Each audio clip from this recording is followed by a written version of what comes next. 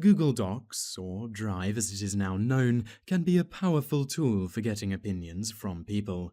This tutorial will show you how to make Google Docs Questionnaire. Make sure you are logged in to your Google account and navigate to www.drive.google.com.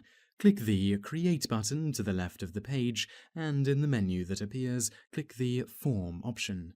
A new tab will open where you can create your form, which is essentially a questionnaire. Enter a name for the form and enter a description if you wish.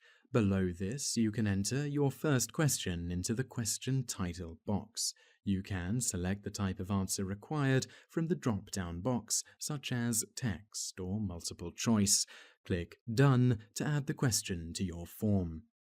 To add additional questions to the form, click the Add Item button in the top left of the window. In the drop-down list, select the type of question that you want to add. Here, we are adding a multiple-choice question about age. You can enter some answer possibilities below, in this case, age ranges. Click Done to add the question. That is how to make a Google Docs questionnaire, and to get people to fill in the form, you need to share the link that can be found at the bottom of the page in the black bar. To see responses to the form, navigate back to the design page and click the See Responses button in the top right. Click Summary to get an overview of the answers.